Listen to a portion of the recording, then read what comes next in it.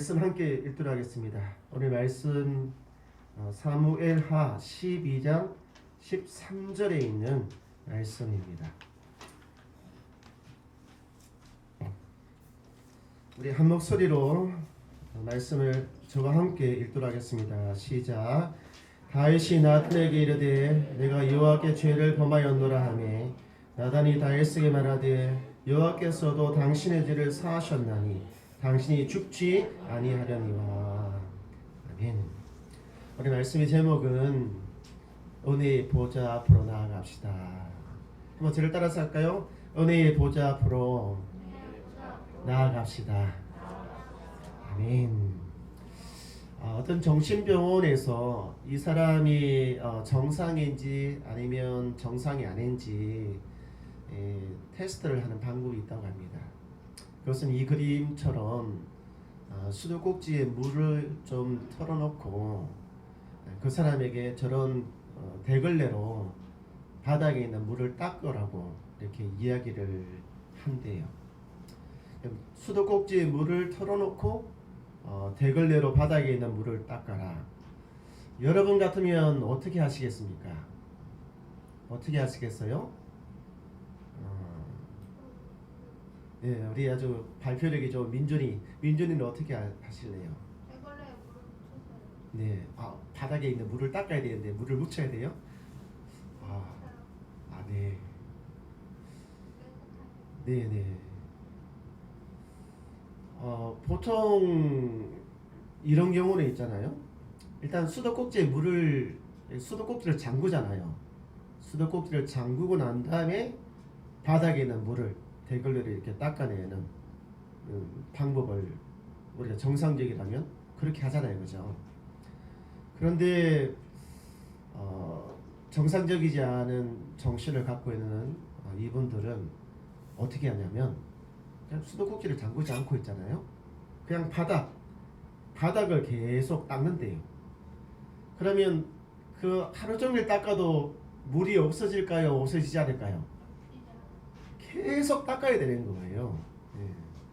보통은 수도꼭지를 잠그고 바닥을 닦고 이제 청소를 마쳐야 되는데 수도꼭지에 물은 계속 흘러내리는데도 계속 바닥을 닦으면 이게 안 되는 거잖아요. 안 되는 거잖아요. 이렇게 청소를 하면, 이렇게 물걸레질을 하면 문제가 해결이 안 됩니다. 우리가 오늘 보게 되는 다윗이라고 하는 인물도 좀 굉장히 심각한 문제가 있었습니다. 다윗은 남편이 있는 여자에게 마음이 끌렸어요. 이 그림을 보시면 저렇게 옥상에서 보고 있는데 저 앞에 이렇게 옷을 벗고 목욕을 하고 있는 남편이 있는 여자, 이건 바세바라고 하는 여인이었습니다.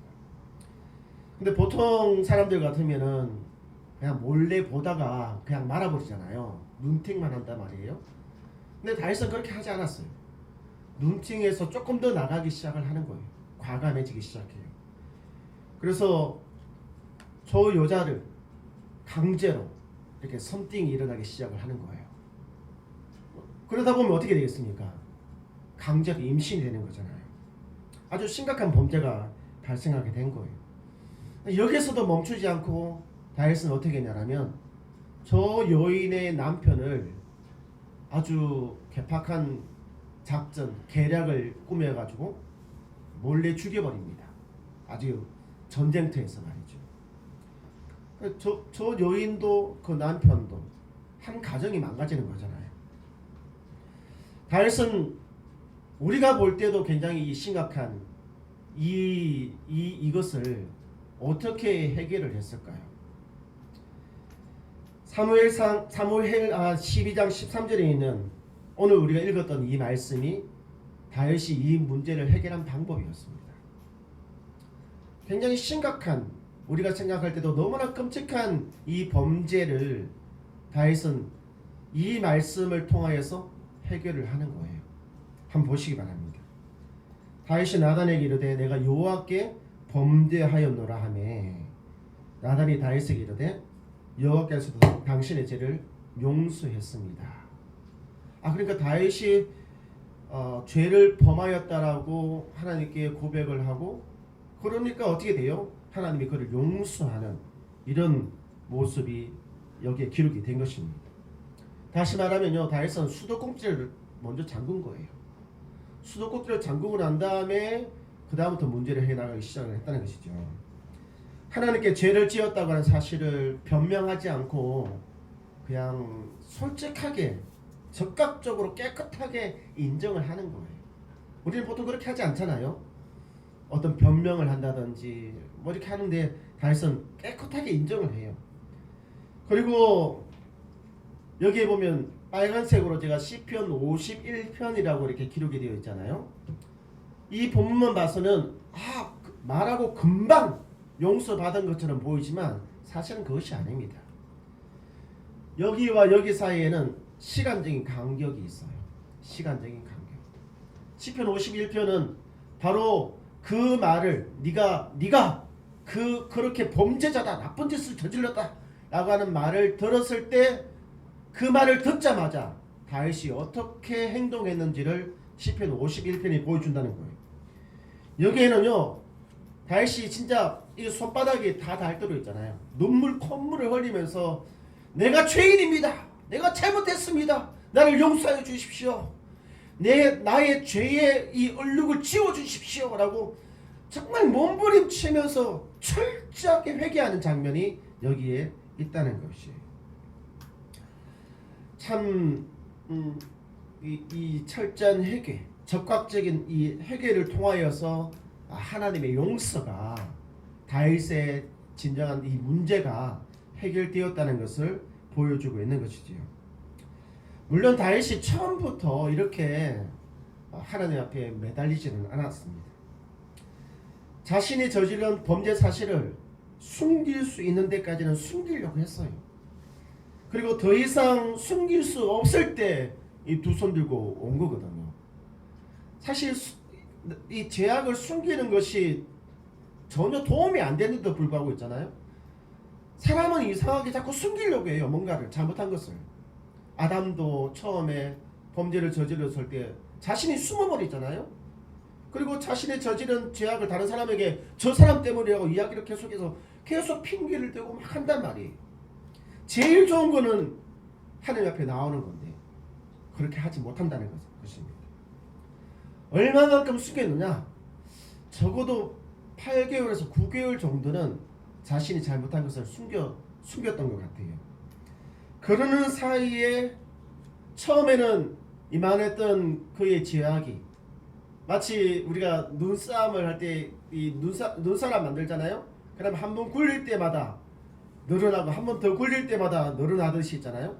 그의 죄악이 더 시간이 지나면 지날수록 숨기면 숨길수록 자꾸 커지는 거예요. 이렇게 엄청나게 말이죠. 이 네덜란드의 물리학자라고 하는 이 판 리빈이라고 하는 사람이 있는데 이 사람이 아주 재밌는 실험을 했어요. 이 그림을 하나 보면 이 도미노, 여러분 도미노 아시죠? 이게 도미노를 탁 쌓아놔서 하나를 탁 무너뜨리면 탁탁탁탁탁탁탁탁탁 다 이렇게 무너지는 그런 도미노 있잖아요. 이 작은 도미노 하나가 얼마나 큰 도미노를 무너뜨릴 수 있는지를 이렇게 계산을 된 거예요.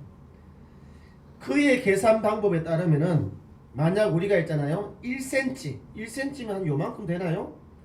요만큼 되는 도미노, 이런 도미노를 이렇게 처음에 세우고 그 다음에 1cm 1.7배인 1.7cm 그리고 그 다음에 그 1 곱하기 1.7 곱하기 1.7을 해서 2.89cm 점점 이렇게 키워서 이렇게 나갔대요.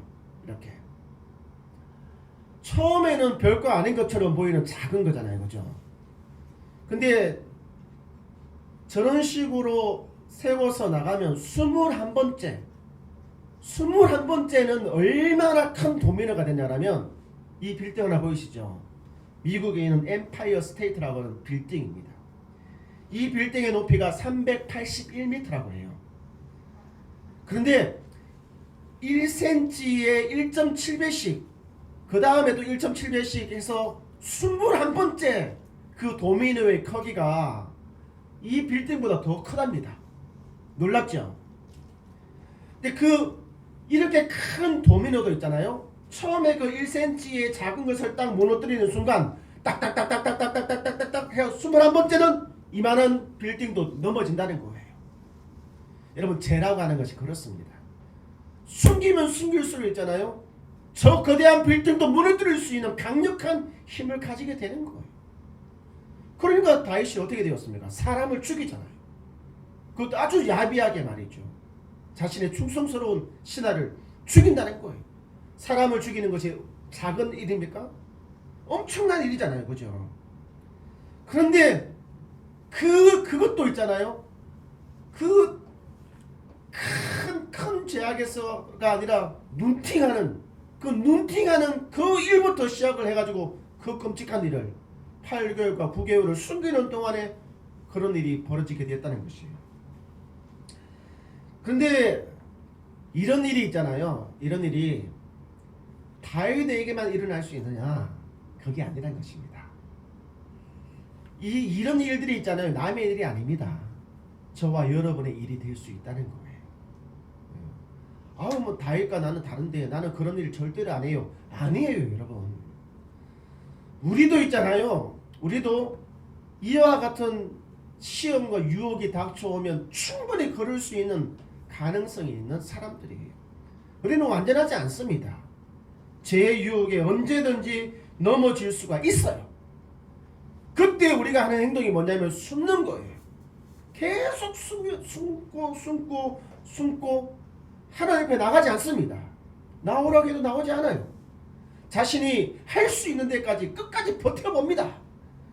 그러다가 결국은 일이 크게 터지고 난 다음에 그때 하나님 앞에 나와가지고 주여! 나의 죄를 용서해 주십시오. 다윗처럼 그렇게 된다니까요.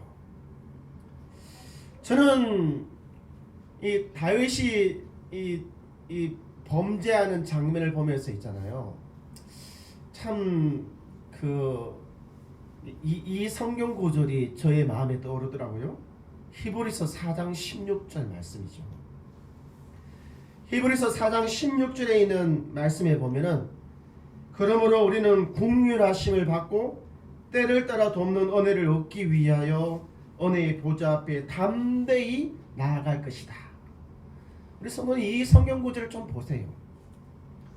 그러니까 내 자신이 죄의 유혹에서 계속 넘어지려고 할 때, 그리고 하나님 앞에 나아갈 수 있는 그런 믿음이 우리 자신에게 부족할 때, 그때 이 성경 구절을 꼭 기억하셔요. 우리 성도님.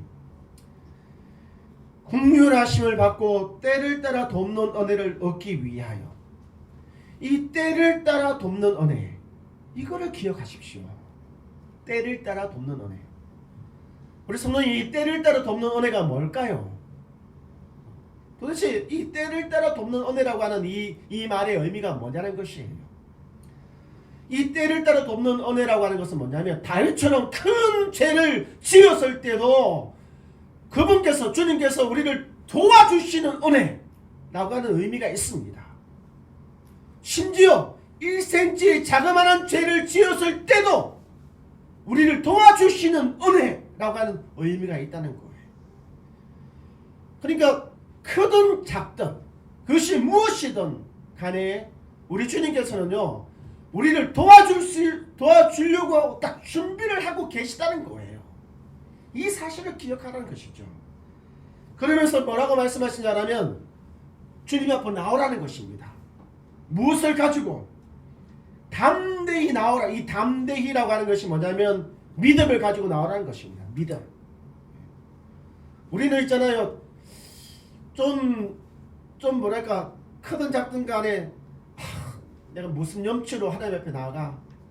내 같은 죄인이 어떻게 하나님 앞에 나아갈 수 있어? 그렇게 말을 하는 거 있잖아요. 다윗을 보십시오. 다윗의 죄가 작습니까? 사람을 죽이고 가정을 깨뜨리고 아주 나쁜 놈이잖아요. 사형감입니다. 사형감. 그럼에도 불구하고 진짜 얼굴에 철판을 깔고 주님 앞에 나오잖아요. 그래서 어떤 성경은 볼드, 대담함이라고 하는 그런 단어를 사용하고 있어요. 대담함의 또 다른 측면은 뻔뻔하다, 이런 뜻이거든요. 때로는 있잖아요. 뻔뻔할 정도로 정말 얼굴에 철판을 깔고 주님 앞에 나올 필요가 있다는 것이에요. 왜요?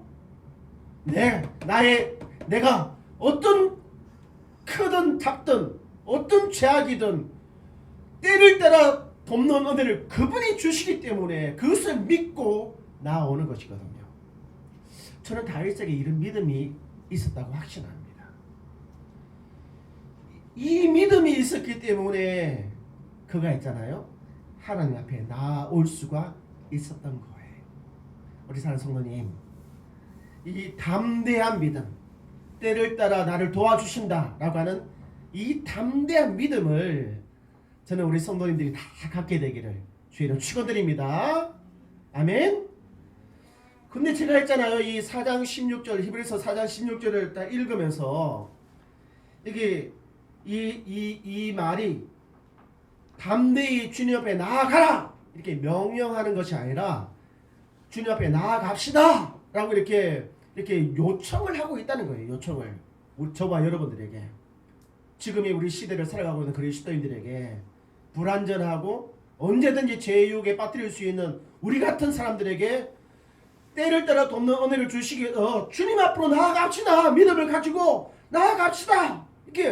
이렇게 재촉을 하고 있거든요. 근데 문제는 뭐냐면 사람들이 안 나아간다는 것입니다.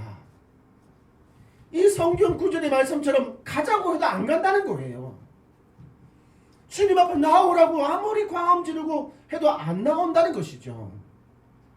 피해요. 자꾸 숨겨요. 숨겨서 전혀 도움이 안 되는데 말이죠. 그리고 자꾸 미루어요. 다음 주로 그 다음 주로 계속 미루다 보면 자꾸 눈덩이처럼 커지잖아요. 우리 치과 이빨 아프면 빨리 치과 가야 되는 것처럼 어떤 문제가 생길 때 빨리 가야 되는 거거든요. 심지어 어떤 사람들은 있잖아요. 아예 하나님과 담을 쌓고 살아가요. 전혀 이 교류가 없이, 주님과 어떤 교류도 없이 그냥 담을 쌓고 그냥 하나님대로 나는 나대로 이렇게 막 서로 다른 엇박자를 내면서 살아가고 있다는 거예요. 제가 가만히 생각해 봤습니다. 왜 이처럼 성경은 우리에게 나아오라, 네가 너의 제가 어떤 것이든 상관없다, 때를 따라 돕는 은혜를 너에게 주겠다, 그러니까 너의 믿음을 가지고 나오라고 요청을 한두 번 하는 것이 아니거든요. 그럼에도 불구하고 왜 사람들이 그 말씀에 순종하지 않고 왜 담을 쌓고 피하고 도망가는 것일까?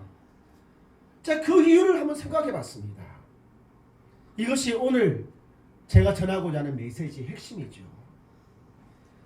사무엘하 12장 13절을 자세히 봐보세요. 저는 이 본문에서 그 이유를 찾았습니다. 제가 주목한 말은 뭐냐면 내가 여호와께 죄를 범하였다라고 하는 것입니다. 다윗은 죄를 지었어요. 그런데 그 죄를 누구에게 지었다는 것입니까? 여호와께 지었다라고 고백을 하고 있는 거예요. 그러니까 내가 하나님께 죄를 지었다는 거예요. 그러니까 만약에 있잖아요, 우리 조광훈 집사님이 저한테 아주 나쁜 짓을 했어요. 근데 우리 집에 있는 그 몰래 감춰놓았던 1억을 가지고 빌려줬는데 안 갚는 거예요. 그럼 내한테 아주 막 그렇게 나쁜 짓을 했으니까 누구한테 사과를 해야 돼요? 미안하다고 용서를 구해야 돼요? 괜히 우리 아들한테 가가지고 미안하다 이래야 안 되는 거잖아요.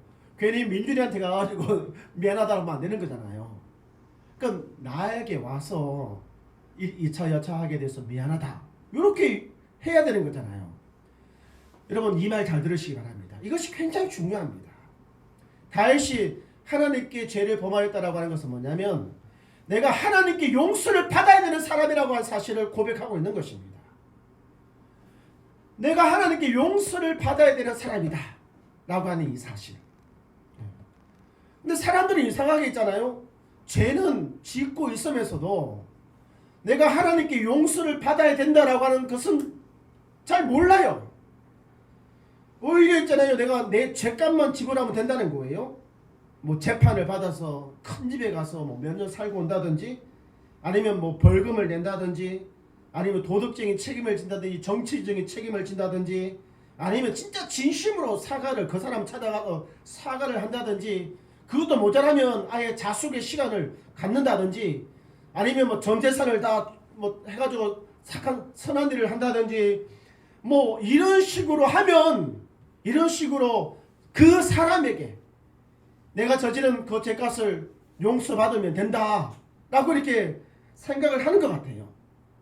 그리고 실제로 또 우리나라의 법 원칙에 이 일사부재리의 원칙이라고 하는 것이 있잖아요. 그러니까 한 번 죄값을 지불하면 같은 죄로 또 이렇게 뭐 재판을 하지 못하게끔 이렇게 하는 그런 원칙이 있단 말이에요. 그러니까 뭐냐면 인간적으로 법적으로 책임지면 다 끝난다 라고 생각하는 이런 것들이 있는 것 같아요. 그래서 이런 쪽으로 굉장히 아주 충실하게 이렇게 그래도 양심이 있는 사람이라면 양심이 없는 사람도 많지만 그래도 양심이 있는 사람이라면 정치적으로든 도덕적이든 법적으로든 어떻게 해서든지 책임을 지려고 한단 말이에요. 그런 사람일수록 어떻게 해요? 나는 내 할 일을 다 했다라고 생각할 수 있다는 것이죠. 그런데 다윗이 말하는 것은 뭐예요? 하나님께 죄를 지었으니까 하나님께 용서를 받아야 된다라고 말씀을 하고 있다는 것이에요. 우리 성도 이거 기억하시기 바랍니다. 대부분 사람들이 내가 하나님께 용서를 받아야 된다라고 하는 이것을 인정하지 않기 때문에 회개, 용서를 구하는 기도를 하지 못한다는 거예요. 우리는 언젠가 다 하나님의 심판대 앞에 서게 될 것입니다. 그때 아마 어떤 사람들은 이렇게 말을 할 수도 있어요. 예, 저는 죄를 지었습니다.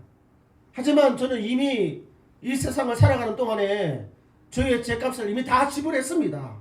저는 감옥에도 가고 벌금도 내고 양심의 가책을 받아서 선한 일도 다른 사람들보다 더 많이 했어요. 그리고 저의 재산을 가난한 자들에게 베풀어주고 저의 시간을 자원봉사라든 여러 가지를 해가지고 어떻게 해서든지 제가 저의 죄값을 지불하려고 최선을 다해서 살았습니다. 이제 무엇이 남았습니까? 저는 모든 것을 지불했습니다. 라고 말이죠. 그러면 그때 우리 하나님께서 말씀하십니다. 뭐라고 말씀하시는지 아세요? 너는 나에게 용서를 구해본 적이 없다는 거예요.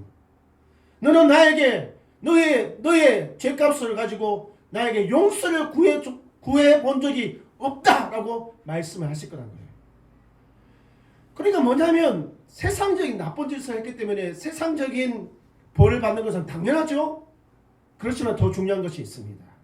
그래서 하나님께 용서를 받아야 된다는 것입니다. 하나님께. 이것이 없으면 우리가 있잖아요. 하나님 앞에 나아가서 다윗처럼 시편 51편에 있는 그런 기도를 할 수가 없다는 거예요. 어떤 사람들은 저에게 이렇게 이야기합니다. 목사님, 저는 회개 기도를 해본 적이 없어요. 라고. 어떻게 하는지 모르겠습니다. 라고 말이죠. 여러분, 그거 자랑 아닙니다. 그거 굉장히 심각하게 생각해 보셔야 됩니다. 회개, 나의 죄를 하나님께 용서를 구하는 기도를 안 해본 사람은 오늘 조금 심각하게 생각해 보셔야 돼요. 시편 51편에 있는 말씀을 제가 하나 인용하겠습니다. 그가 하나님 앞에 나아갔을 때 다윗은 무엇까지 어디까지 용서를 구했냐라면 나는 태어날 때부터 죄인이었습니다라고 고백하고 있어요. 아, 목사님, 나는 착하게 살았어요. 내가 뭐 잘못한 게 있습니까? 남을 때렸습니까? 도둑질을 했습니까? 살인을 했습니까? 뭐를 했습니까? 다윗처럼 사람을 죽였습니까? 남의 집을 파탄시킨 적이 있습니까? 저는 최선을 다해서 살았습니다. 나의 가정을 위해서, 나의 삶을 위해서 정말 착한 일을 하면서 살았단 말이에요. 그런데 그것만도 충분하지 않다는 거예요. 여기 뭐라고 되어져 있습니까? 태어날 때부터 나는 죄인이었고 어머니가 나를 배속에서 잉태한 순간부터 죄성이 내 안에 있었다는 거예요. 죄인이었고 언제든지 죄를 범할 수 있는 그런 존재가 우리인 것이죠. 다윗은 여기까지 철저하게 회개를 하는 모습을 보여주고 있다는 것이죠. 우리는 마치 폭탄을 갖고 살아가는 사람들과 똑같아요. 이 폭탄을 잠재울 수 있는 분은요, 우리 하나님밖에 없습니다. 할렐루야. 그러니까 우리 산성도님, 주님 앞에 때를 따라 돕는 은혜를 얻기 위하여 여러분 다윗과 같은 믿음으로 있잖아요.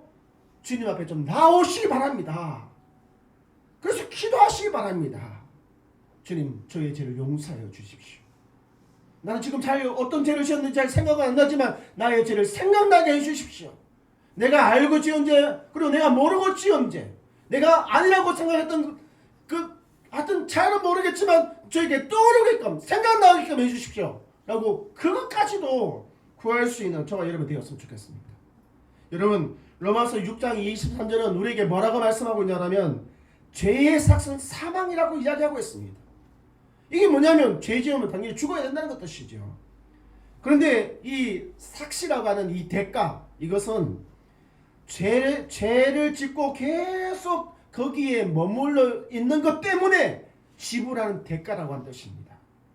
다시 말하면 뭐예요? 죄와 이 용서 사이에는 시간적인 간격이 있다는 거예요. 시간적인 간격. 그러니까 그 자리에 계속 머물러 있는데 그 시간적인 간격이 있다는 거예요. 뭡니까? 하나님께서 기다리신다는 것입니다.